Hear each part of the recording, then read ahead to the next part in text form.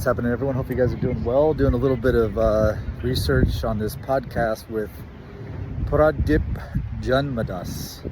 This is a cardiologist who also is really into holistic medicine and understanding nutrition and even how psychology, the psychological state of people, can really affect things.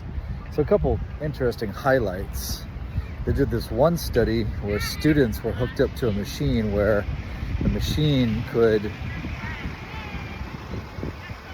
measure the platelet reactivity. And they were given a test that they had never studied any of the subject matter in the test. And so they were a bit anxious and nervous about not understanding the subject matter. And immediately, in real time, their platelet reactivity in their blood changed. So there's so many physiological mechanisms in the body that are intimately connected to our psychology, how we're feeling, our mood, the different environments that we're subjected to. That's why you want to keep your relationships healthy, your marriage healthy, your relationship with your kids, your boss, your coworkers, and your team, and your friends and family, all as healthy as possible, because it has a very strong effect on you physiologically. There was even this one study where there was the situation where in friendships, close friendships, if one of the friends became obese for whatever reason, then it was highly more likely that the other friend would also start to gain weight. There's these intimate connections between people. So it could either be for the good, or it could be for the bad, or it could be somewhere in between. So our association is so crucial. Try to just continue to foster those very nurturing relationships, the type of relationships to help you grow into a better person, into a healthier person, into a more productive, efficient person.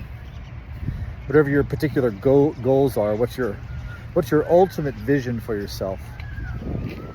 Where do you see yourself financially? What physical fitness are you aspiring to? What type of nutritional ideal? If you had a magic wand, what would be your ideal nutrition? What would be your not ideal employment situation or business situation if you're an entrepreneur? How enlightened would you be? What type of consciousness would you have spiritually? How much love and compassion would you have in your heart if you could just automatically have that? So these are your ideals. These are your values. This is what is really valuable to you. Some people value gold, money, fancy things, health, relationships. Whatever those highest values are for you, prioritize those. Rank them in order. 1 through 10. What are your highest values? My wife was even saying do a ranking of 1 through 100. It's a challenge just to find 100 of your values. But you could easily do 1 through 10. And then prioritize them. Work on number 1 first. And then number 2 and number 3, and just continue to work on those. And as your values change, maybe you're more interested in health when you get older. Or maybe as you build your business, you're more interested in a particular lifestyle. That's ultimately your choice.